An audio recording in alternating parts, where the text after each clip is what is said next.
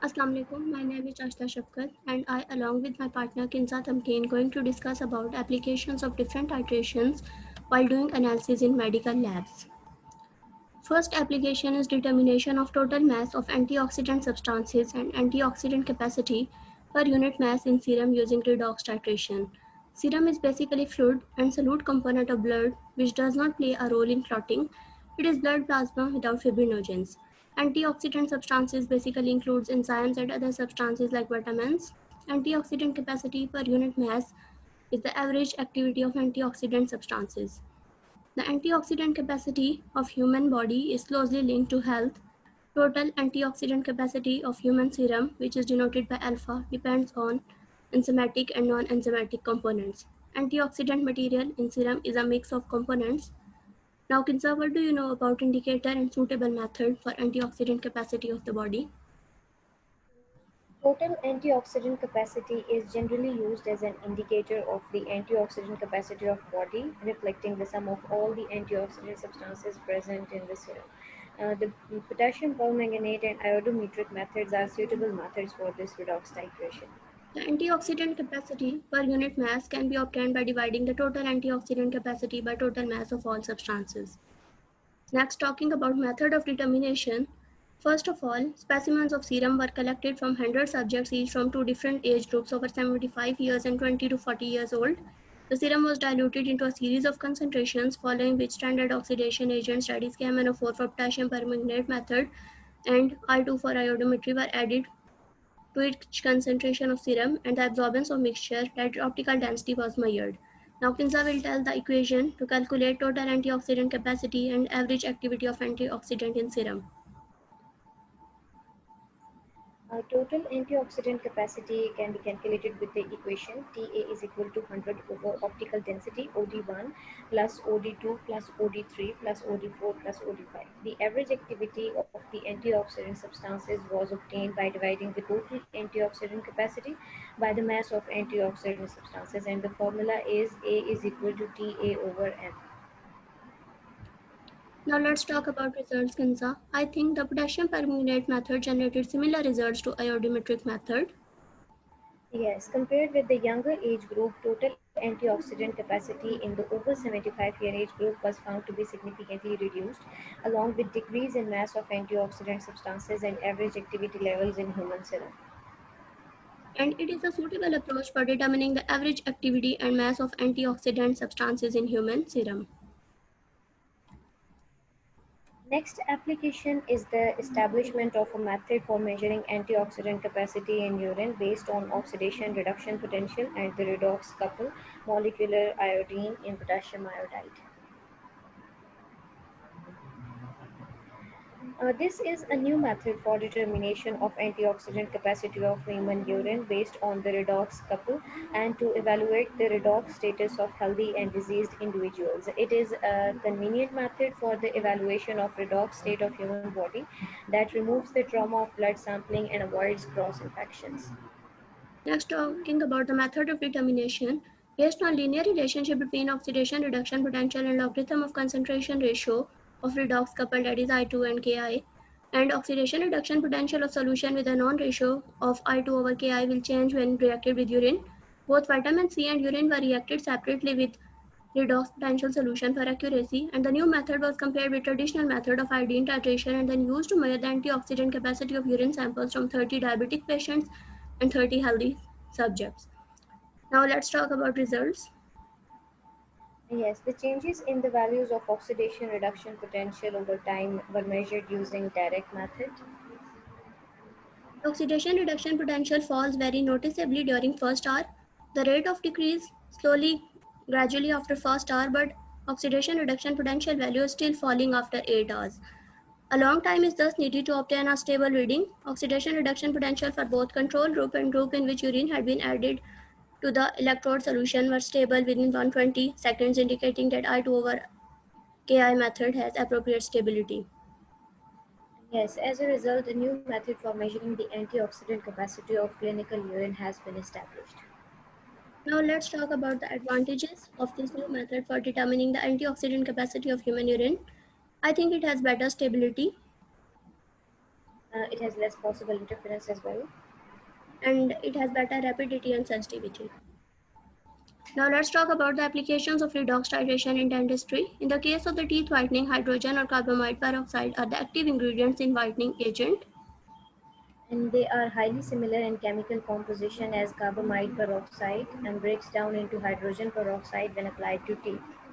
And during a whitening procedure, it is the hydrogen peroxide that becomes oxidized and breaks the double chemical bond of the chromogenes scattering their molecules. And because stans result from accumulation of chromogenes once scattered, they appear lighter in color.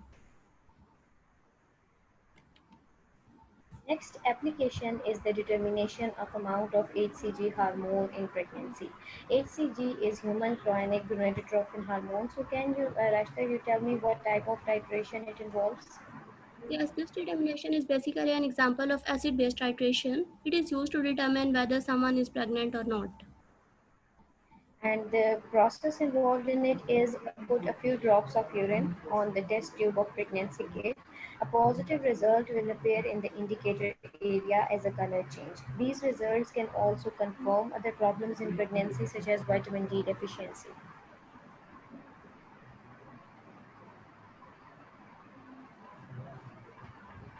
Next application is the determination of any chemical in urine test. So now can you Rashta tell me what type of titration involved in this procedure? And the titration which is basically used is to check what chemical is present in urine or if any substance is present in abnormal concentration or not. And process is a thin and plastic stick called dipstick with strips of chemicals on it is placed in urine. The chemical strips will change color if any substance is present or if their level is above the normal. This dipstick tests for pH, proteins, and the concentration of many other substances. Next application is determination of concentration of amount of anesthesia which should be given to a patient by acid-base titration. Now Kinza will discuss the procedure. Yes, from acid-base titration, doctors can check the stress level of patient, whether it is increased or decreased. It also helps to know the process of encoding and processing noxious stimuli. Noxious stimuli is a stimuli which is related to nociceptors, and nociceptors are the pain receptors. So in this way, they get to know the appropriate concentration of anesthesia they have to use for a patient.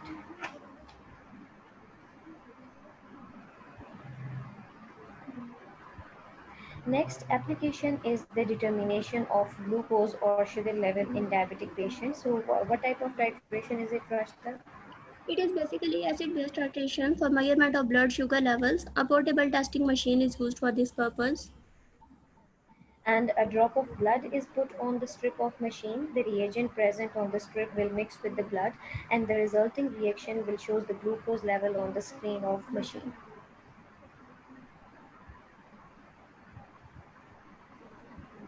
Next is determination of silver nanoparticles EDTA complexes in root canal treatment.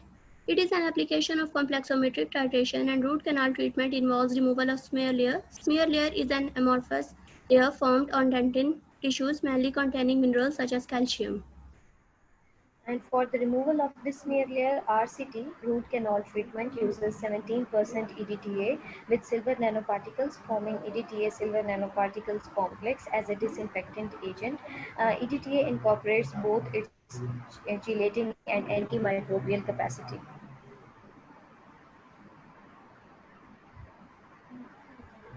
Next is the determination of amount of magnesium sulfate MgSO4.7H2O in intravenous injection.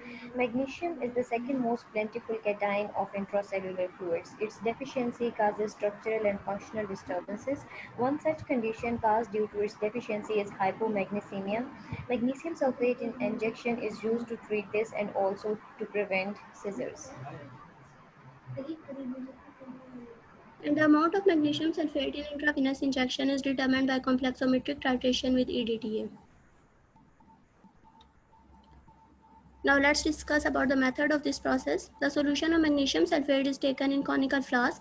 The solution is buffered with ammonium and 1 pinch of EBD indicator.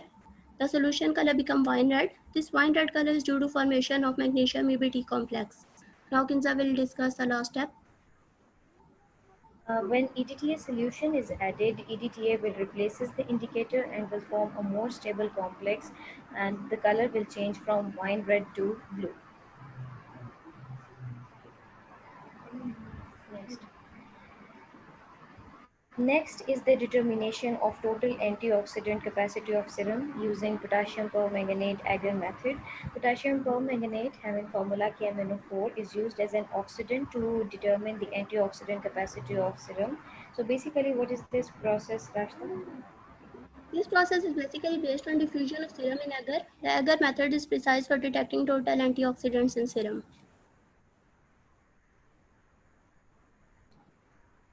The procedure involved in this is first take 1.5 gram of agar in 100 ml distilled water and heat for about 3 minutes at 100 degrees centigrade. When the temperature of agar solution is cooled to 55 degrees centigrade, add 15 ml of 0.003 mole per liter of KMNO4 with 70 ml agar solution. Now 7 ml of potassium permanganate agar solution is added to the dish. When potassium permanganate agar solidified, an aperture of 6 millimeter was created in the center of the dish.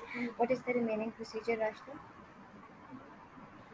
So 30 micrometer serum was added to the aperture and covered 6 ml liquid paraffin on surface of potassium permanganate agar. The potassium permanganate agar was stored in dark at 4 degrees Celsius for 24 hours. And the diameter of brown circle was measured. Area of serum diffusion was calculated using the following formula: S is equal to pi into d by 2 whole square, where S is equal to area of serum diffusion.